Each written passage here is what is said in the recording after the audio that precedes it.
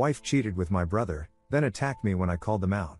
So I had her arrested, filed for divorce, and sent the footage to both families. I never thought I'd be the guy writing one of these posts. 6 years. That's how long Heidi and I were married.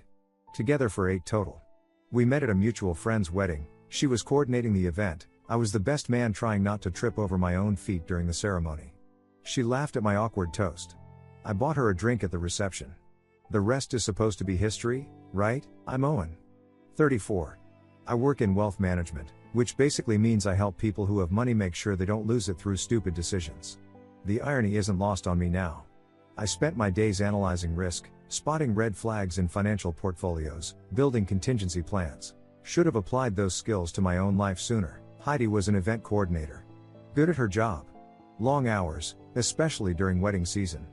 I got used to the late nights, the weekend calls, the stress of dealing with bridezillas and vendor cancellations.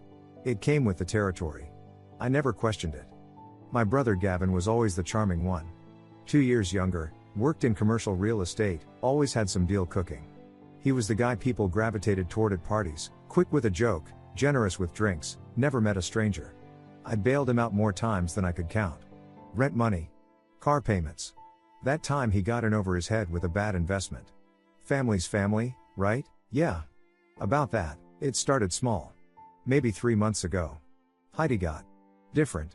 Not overnight. Gradual. Like a tide going out so slowly you don't notice until you're standing on dry sand. She was on her phone constantly. Not unusual for her line of work, but the way she angled it away when I walked by? That was new. She'd get a text and her whole body would tense, then she'd disappear into the bathroom to respond. When I asked who it was, she'd say just a client or venue drama and change the subject. The late nights got later. Dinner meetings that stretched past midnight. Emergency vendor calls at 10 p.m. Setup runs on Sundays. I'm not a jealous guy, never have been, but patterns are patterns. And these didn't add up. Then came the fights. Out of nowhere. I'd forget to text her back within an hour and suddenly I was inconsiderate and never thought about her. I left dishes in the sink and it became a referendum on our entire relationship. I worked too much. I didn't appreciate her. I was boring. That last one stuck with me. Boring. 2 weeks ago, she picked a fight because I didn't want to go out on a Thursday night. Said I never wanted to do anything spontaneous anymore, that I'd changed. I reminded her I had a 7 a.m. meeting with a client. She slammed the bedroom door and didn't speak to me for 2 days. Classic deflection. I see it in my work all the time, people picking fights to justify something they've already done. Last Friday, she said she had to meet a bride for a venue emergency. Last minute crisis, might take a few hours.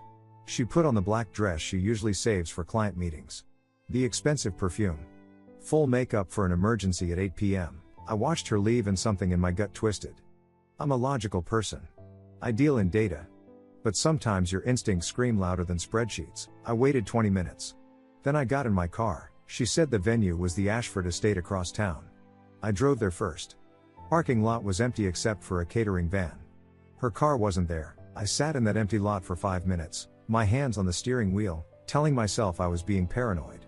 That I'd feel like an idiot when this turned out to be nothing. Then I drove 2 blocks to the Riverside Hotel. Her silver sedan was in the back lot, next to a black SUV I'd recognize anywhere. Gavin's. I sat there staring at both vehicles, engine running, my brain trying to catch up with what my eyes were seeing. My phone buzzed. Text from Gavin, can't make Sunday dinner, got a work thing. I looked back at the hotel. 3rd floor, lights on in a corner room. My little brother. My wife. I didn't go inside. Every instinct screamed to storm up there, to catch them, to burn it all down right then. But I didn't. I put the car in reverse and drove home. My hands were steady on the wheel. My mind was already 3 steps ahead. If I was going to do this, I was going to do it right. I wasn't looking for proof anymore. I was going to bury them with it. Heidi came home around midnight. I was on the couch, laptop open, pretending to review client portfolios. She walked in and kissed me on the cheek. Sorry, that ran so late. Total disaster with the floral arrangements. I smiled. No worries. Get it sorted out? Yeah, finally. She kicked off her heels, headed for the bedroom. I'm exhausted. Coming to bed soon? Just need to finish this up. She disappeared down the hall. I heard the shower turn on. I sat there listening to the water run, and something crystallized in my mind. I wasn't angry. Not yet. Anger is hot, impulsive, stupid. What I felt was cold. Surgical. I deal with numbers for a living. Risk assessment. Pattern recognition. Due diligence. You don't make accusations without evidence. You don't blow up your life on a hunch. So I wasn't going to. I was going to build a case so airtight they'd suffocate in it. Saturday morning, I went to a security store. Told the guy I needed cameras for the house. Neighbor got broken into, wanted peace of mind. He set me up with a 3-camera system. Living room, kitchen, front entryway. Discreet. Cloud backup. Motion activated. I installed them that afternoon while Heidi was out getting her nails done. Positioned them perfectly. Told her about it when she got home. Just want us to be safe, I said. With all the break-ins lately, she barely glanced at them. Good idea, that's when I knew. If she'd been innocent, she would have asked questions. Where they pointed. If they recorded audio. Something. She didn't care because she wasn't planning to do anything incriminating at home. Too late for that. Sunday night, I went through our phone records. We're on a shared plan, have been for years. I pulled the last 3 months of activity. Gavin's number showed up 63 times. Texts. Calls. At hours that made my stomach turn. 2 a.m. 6 in the morning. During times when Heidi told me she was at vendor meetings or venue walkthroughs, I cross-referenced with her location history. We had Find My Friends enabled, safety thing, we both agreed to it years ago. I pulled her timeline, 6 visits to Gavin's apartment complex in the last month alone. Each one lined up perfectly with a night she said she was working late. I screenshotted everything. Created a hidden folder on my cloud drive. Backed it up twice, then I remembered something. Heidi's iPad, she barely used it anymore, left it on her nightstand as basically an alarm clock. But when she first got it, I'd helped her set it up. Synced it with her phone so messages would come through on both. She'd never turned that off. Monday evening, while she was in the shower, I grabbed the iPad. Opened messages, and there it was. Everything. I'm not going to lie, reading through those messages broke something in me. Not my resolve. My last shred of doubt. Months of conversations. Not just planning meetups. Entire relationship threads. Inside jokes. Photos I'm not going to describe. Paragraphs about how they felt, what they wanted, what they were going to do. One message from 6 weeks ago made me stop breathing. Heidi, I love you more than I ever loved him. He's so boring, Gav. So predictable. You make me feel alive again. Gavin, I know, babe. Soon. We just gotta time it right. Let me get the promotion locked in, you finish wedding season. Then we'll figure it out. Heidi, I hate lying to him. But God, I don't hate it enough to stop. They were planning a future. While living off my income, in my house, lying to my face every single day, I took screenshots of everything. Every message that mattered. I organized them by date, by content, by severity. I'm good at building portfolios, this was just a different kind of asset allocation. When Heidi came out of the bathroom in her robe, I was back on the couch, iPad exactly where I'd found it. You okay? She asked. You look pale, just tired. Long day. She sat next to me, put her head on my shoulder. I felt her hair against my neck and wanted to scream. Instead, I kissed the top of her head. Love you, she said. Love you too. The lie tasted like ash. That night, after she fell asleep, I sat in my office and opened a blank email. To my parents. Her parents. Gavin, subject, to both families. I started typing. Just facts. No emotion. Timestamps. Screenshots attached. Video files ready. A simple explanation of what I'd discovered and what I was going to do about it. When I finished, my finger hovered over the send button. Not yet. I saved it as a draft. Then I sat back and stared at the ceiling, my mind turning over the final piece of this puzzle. I had the evidence. I had the documentation. I had everything I needed to destroy them. Now I just needed the right moment to pull the trigger, and I was going to make damn sure they never saw it coming. 2 weeks. That's how long I waited. Not because I was weak. Because I was patient. I went to work. Had dinner with Heidi. Texted Gavin back when he sent me stupid memes like nothing was wrong. I smiled. I nodded. I played the role of the boring, predictable husband they thought I was. And the whole time, I was watching. Waiting for the perfect opening. It came on a Saturday afternoon. Heidi was getting ready, that same routine I'd seen a dozen times now. The good jeans. The fitted top. Hair curled just enough to look effortless. Vendor meeting? I asked from the bedroom doorway. Yeah, florist needs help with a mock-up for the Henderson wedding. Shouldn't take more than a couple hours. She didn't even look at me when she said it. Sounds good. I'll probably just catch up on some reading. She kissed me on the cheek, perfunctory, routine, and grabbed her keys. I waited until her car pulled out of the driveway. Then I checked Gavin's social media. He'd posted a gym selfie an hour ago with the caption "Rest Day Gains." Which meant he was home. Free. Perfect. I pulled out my phone and sent Heidi a text. "Hey, I think I left my wallet in your car. Can you swing back real quick? Need it for a grocery run." 3 dots appeared immediately. Then, "I'm already halfway there. Can it wait? Kind of need it. Won't take you 5 minutes." A longer pause. Then, "Fine. Give me 20. I set my phone down and opened a new message. This one to Gavin. "Hey man, need a favor. Can you come by the house? Got a weird noise coming from the garage. Want a second opinion before I call someone?" Gavin replied within seconds. "Yeah, sure, be there in 10. I smiled. The cameras were recording. The stage was set. Now I just needed my actors to show up. Gavin arrived first. I heard his SUV pull into the driveway, the door slam. He walked up to the front door and knocked, casual, easy, like he'd done 100 times before. I opened it. His smile faltered when he saw my expression. "Hey," he said. "What's up with the garage? Change of plans. Come inside." "What? Inside, Gavin?" Something in my tone made him hesitate, but he stepped through the door. I closed it behind him and gestured to the living room. "Have a seat." "Owen, what's going on? You're being weird. Sit down." He sat on the couch, confusion turning into something else. Nervousness, maybe. Guilt trying to hide behind bravado. "Seriously, man, what?" "Heidi's on her way here," I said. The color drained from his face. "Just a little. Just enough, okay?" He said slowly. "Why'd you need me to come over if?" "Because I wanted you both here. At the same time." Silence. Gavin's throat worked. "I don't understand." "Yeah, you do." He stood up. "Look, I don't know what you think is." "Sit down, Gavin." "Owen." I said sit the hell down. My voice didn't rise. Didn't crack. It was steel wrapped in ice. He sat. We stared at each other across the living room. I could see him trying to figure out what I knew, how much, whether he could still talk his way out of this. The same calculations he probably ran every time he closed a real estate deal. But this wasn't a negotiation. This was an execution. I heard a car pull into the driveway. Heidi's engine, the one I'd listened to every morning for 6 years. The one that drove away to meet my brother while I sat at home like an idiot. Not anymore. Her footsteps on the walkway. Key in the lock. The door opened. Heidi walked in, already talking. "Okay, I'm here. Where's your?" She stopped, frozen in the doorway, keys dangling from her hand, purse sliding off her shoulder. She looked at Gavin. Then at me. Then back at Gavin. I watched her face cycle through a dozen emotions in 3 seconds. Confusion. Recognition. Panic.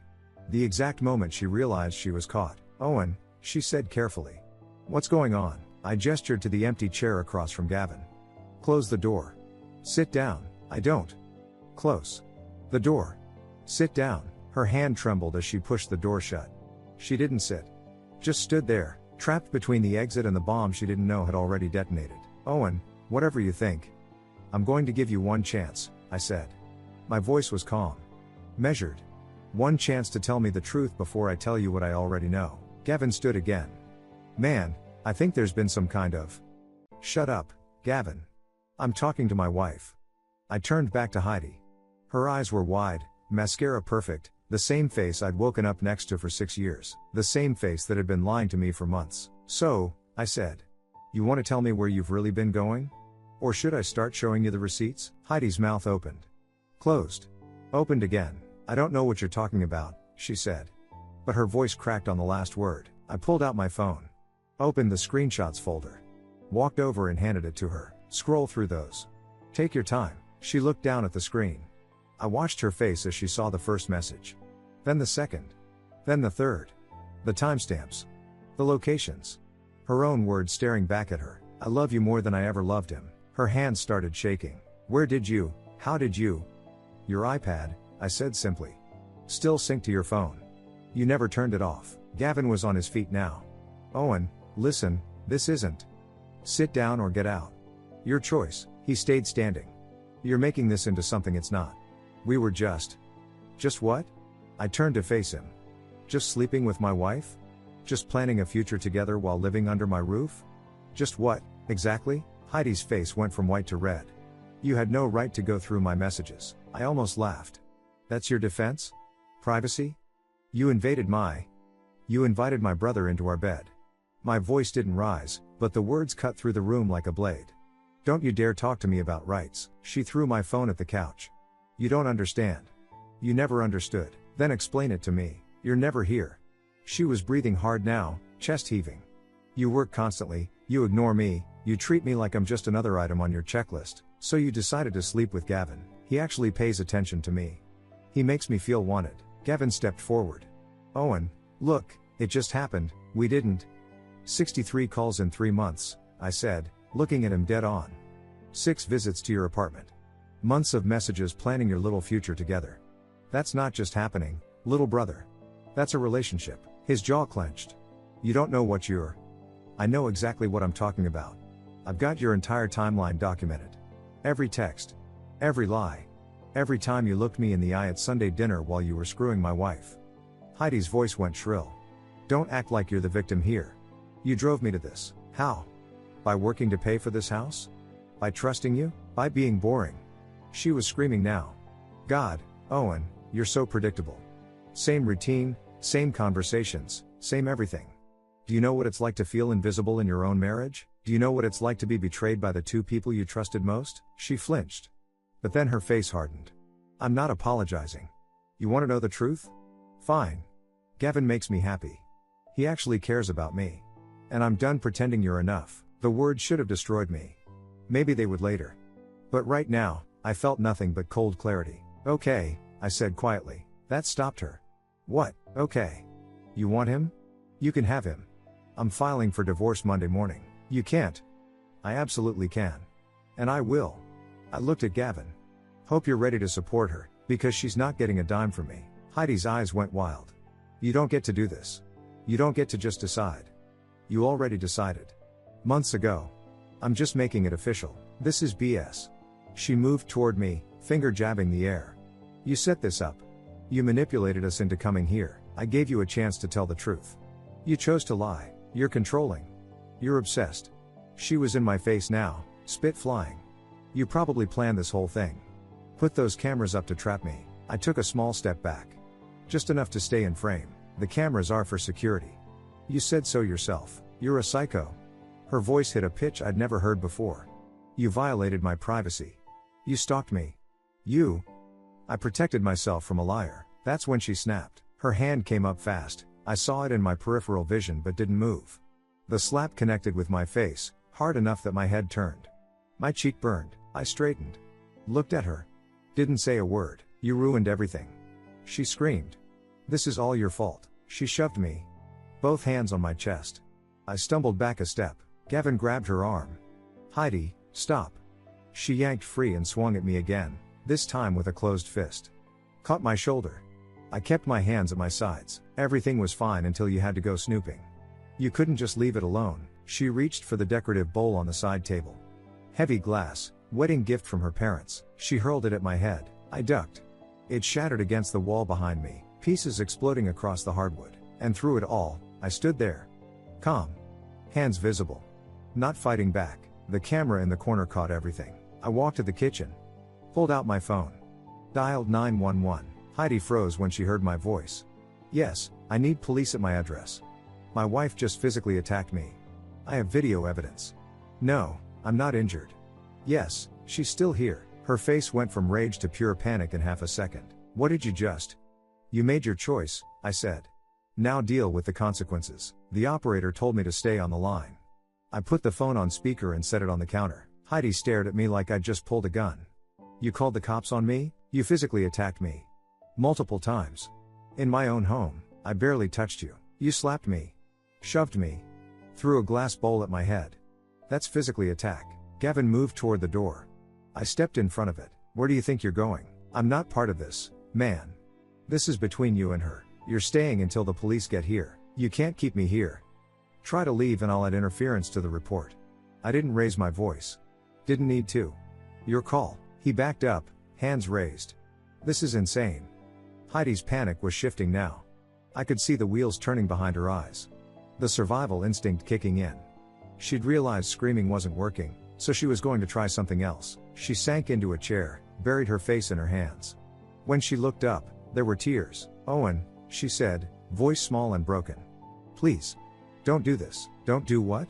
Hold you accountable? You're trying to ruin my life. I'm trying to protect myself. There's a difference. I made a mistake.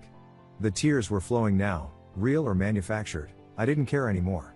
I was confused and hurt and I made a terrible mistake, but you can't destroy me over this. You destroyed us the moment you got into bed with my brother. I'll end it.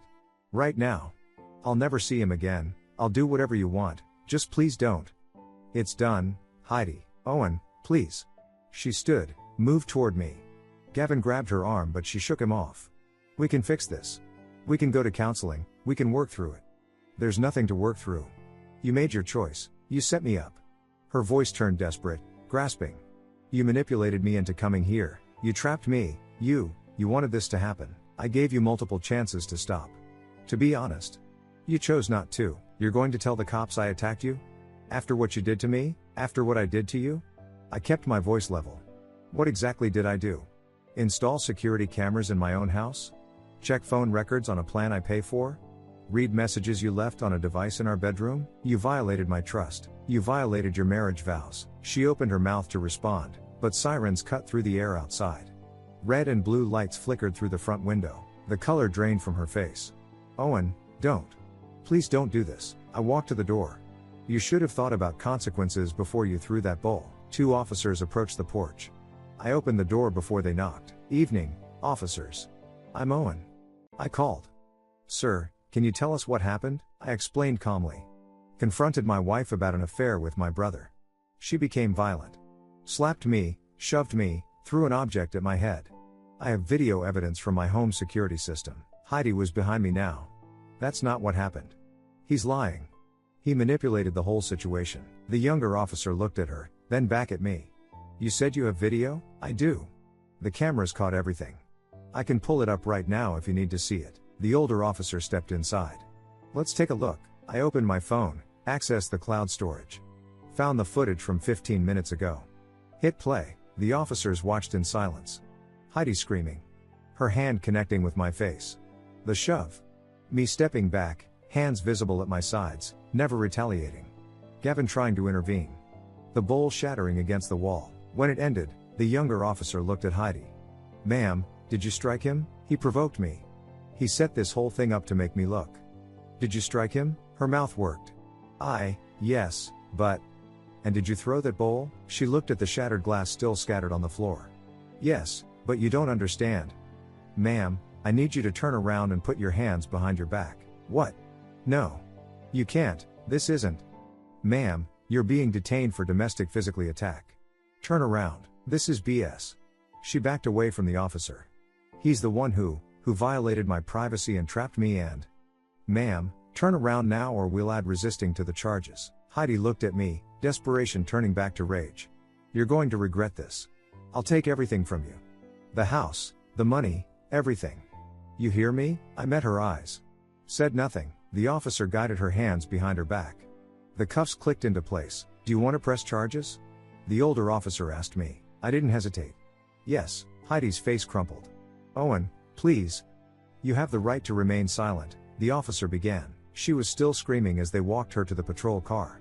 Threats. Accusations. Promises of revenge.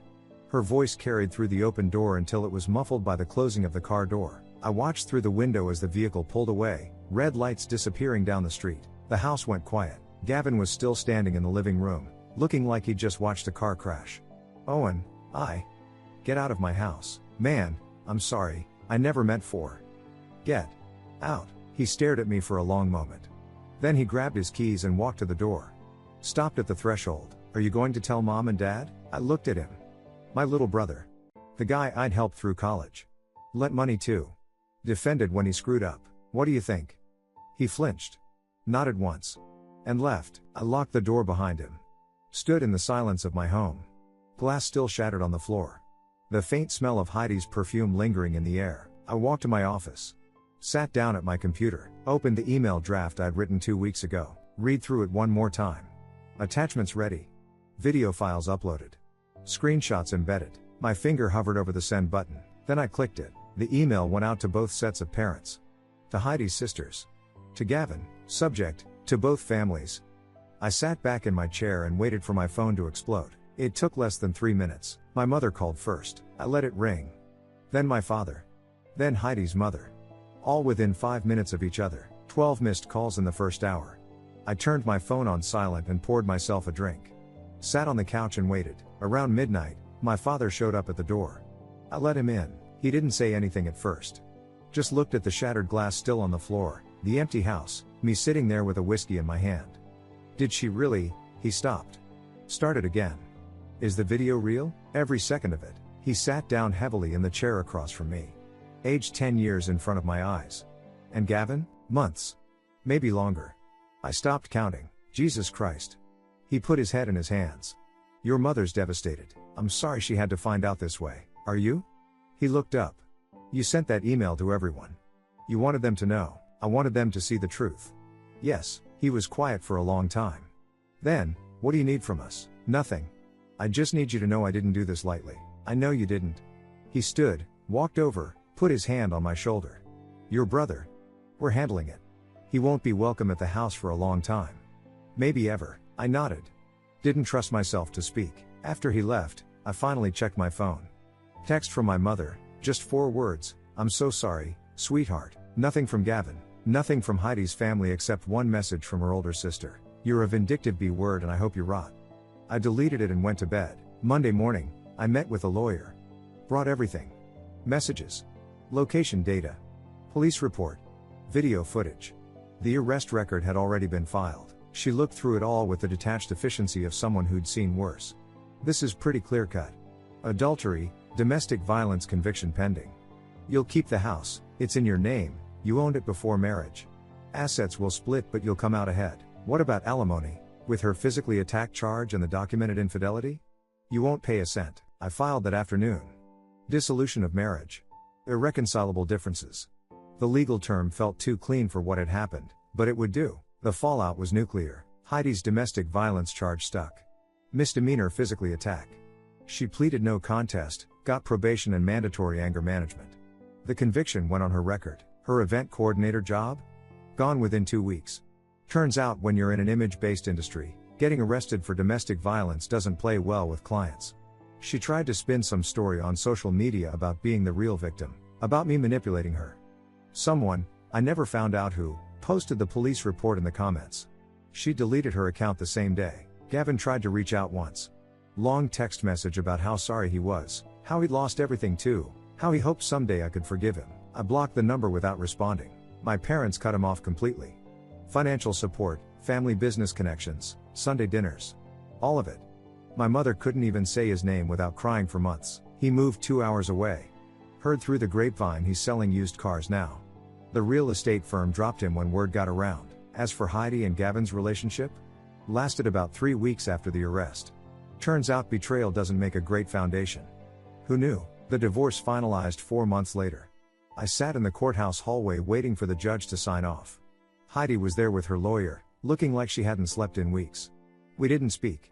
Didn't even make eye contact. When it was done, I walked out into the sunlight with the decree in my hand and felt nothing.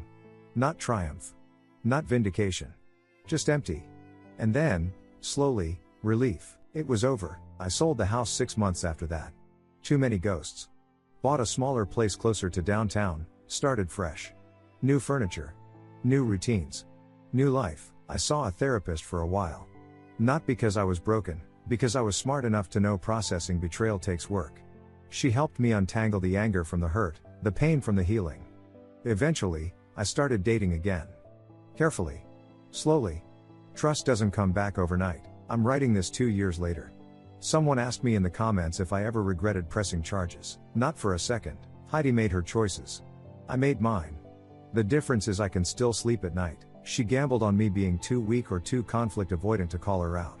She thought I'd just take it, maybe cry, maybe beg her to stay. She was wrong. I didn't scream. Didn't beg. Didn't give them the satisfaction of seeing me break. I just documented everything, waited for the right moment, and let them destroy themselves. They wanted to play me for a fool. Instead, I played chess while they were still learning checkers. People ask if I've forgiven them. Honestly? I don't think about them enough to forgive them. Forgiveness implies they still occupy space in my life. They don't. Gavin isn't my brother anymore. Heidi isn't my wife. They're just two people who made catastrophically bad decisions and paid the price. Meanwhile, I kept my house equity. Kept my career. Kept my dignity. And most importantly, I kept my peace. Some revenge is loud, explosive, dramatic. Mine was quiet, calculated, permanent, and I never raised my voice once. Edit, for everyone asking about updates, there aren't any. This is it. They're out of my life. I'm moving forward.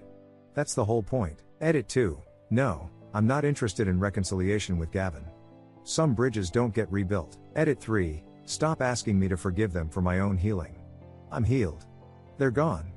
That's all the closure I need. Thank you so much for watching until the end. If you really like our videos, please don't forget to like, share, and subscribe. Have a great day.